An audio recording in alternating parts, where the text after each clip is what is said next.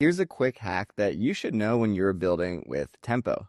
So you might think that when you build with Tempo, you are stuck inside Tempo and everything has to be built within the editor. But on the left side here, we can go to the Git settings right here. It's this little gear icon on the left.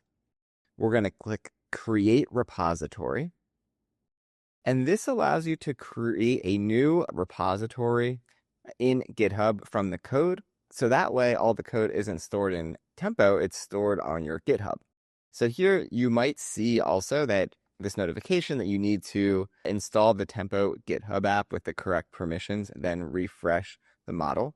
So to do that, you just click the button, you install and authorize, you can give it access to all repositories, and then just go ahead and install and authorize. You might be prompted to use GitHub Mobile to have two-factor authentication. So you just verify, and then it is going to automatically sign us into Tempo. Now, if I go back to my project and I click Git Settings again and Create Repository, here I can push changes from this template to a new repository. So I can just go ahead and name it Tempo Test. You can do public or private. I'll select private here and click Create. Now I'm going to show you how we can actually push changes to GitHub. So let's go back to our chat here.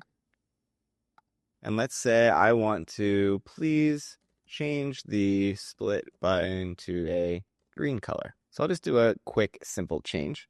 So now that I've made that change, and we can see here on the right side, if I go to the left side and we go to Git Settings, now we can commit our changes. I can say change button to green. I can click commit. You can also add branches if you want to do it on different branches, which allows you to kind of separate your work, but I'll just do it on the main branch and hit commit. So by doing this, we can then push and then push the code to GitHub, and now our updated code is in GitHub.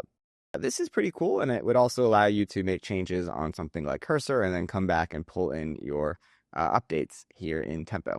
So pretty cool little hack. Definitely recommend doing this. I think it's a best practice to use GitHub and get your code off of these platforms. You can do something similar with Lovable, for example, as well to sync with GitHub.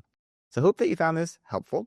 Be sure to click the link in the description if you want to get 59 validated AI business ideas, a big list of them, along with the AI APIs you could use to build the apps. Click the link in the description, just enter your email, and you'll immediately get the list. And if you have any questions, leave a comment below, and be sure to subscribe to our channel for more free content like this. Thanks for watching. We'll see you in the next video.